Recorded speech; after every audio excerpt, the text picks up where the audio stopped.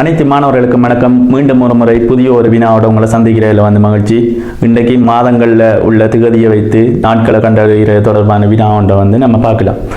இந்த வினாவை அவதானிச்சிங்கன்னா 2020 மாசி மாதம் 7ஆம் தேதி செவ்வாய்க்கிழமை எனின் அம்மாதத்தில் உள்ள புதன்கிழமைகள் எத்தனை? இதில் மாசி மாதம் கேட்டிருக்காங்க. மாசி மாதம் என்றா 2ஆம் மாதம் பிப்ரவரி மாதத்தான் மாசி மாதம் என்று குறிப்பிடுவாங்க. அதுக்கு முன்னுக்கு கேட்டிருக்கிறது 2020ஆம் ஆண்டு. அப்போ 2020ஆம் ஆண்டு சாதாரண வருடமா லீப் வருடமான்றதை கண்டுபிடிக்கணும். 2020 ஒரு லீப் வருடம், 366 நாட்கள் அந்த வருடத்தில் காணப்படும். எனவே லீப் வருடம் என்றா மாசி மாதம் 29ஆம் தேதியில முடிவடையும். 29ஆம் தேதியில மாசி மாதம் முடிவடைய போகுது. அம்மாதத்தில் உள்ள புதன்கிழமைகளை கேட்டிருக்காங்க. 7ஆம் தேதி செவ்வாய். 7ஆம் தேதி செவ்வாய். எனவே இவ்வாறான வினாக்கள் வரும் சந்தர்ப்பங்களில் மாணவர்கள் சில திகதிகளை நினைவில் வைத்திருக்கணும். அந்த திகதிகள் என்னென்னா 1, 8, 15, 22, 29 இந்த திகதிகளை நினைவில் வைத்திருக்கணும்.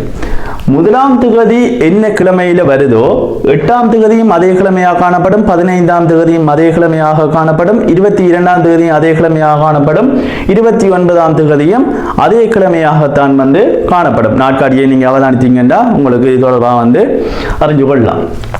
இப்ப 7ஆம் திகதி செவ்வாய்க்கிழமை என்று சொல்லியிருக்காங்க. 7ஆம் திகதி செவ்வாய் என்று சொல்லியிருக்காங்க. அப்ப 8ஆம் திகதி என்ன கிழமையாக காணப்பட போகுது? புதன்கிழமையாக காணப்பட போகுது.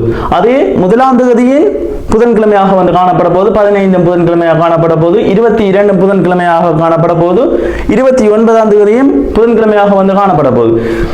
லீப் வருடம் என்றால 29ஆம் தேதி வருது. இதே சாதாரண வருடம் என்றால் 28ஆம் தேதியோட முடிவடைந்திருக்கும். 29ஆம் தேதி இதுல வரும். எனவே 29ஆம் தேதியும் புதன்கிழமையாக காணப்படும். எனவே அம்மாதத்தில் உள்ள புதன்கிழமைகள் 1ஆம் தேதி புதன், 8ஆம் தேதி புதன், 15ஆம் தேதி புதன், 22ஆம் தேதி புதன், 29ஆம் தேதி புதன். எனவே 5 புதன்கிழமைகள் 2020ஆம் ஆண்டு மாசி மாதத்தில் காணப்படும். எனவே விடை 5 புதன்கிழமைகள்.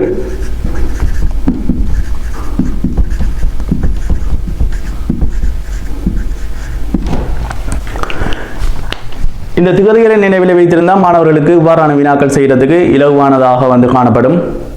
மீண்டும் ஒரு முறை புதிய ஒரு வினாவோட உங்களை சந்திக்கிறேன். அதுவரை நன்றி, வணக்கம்.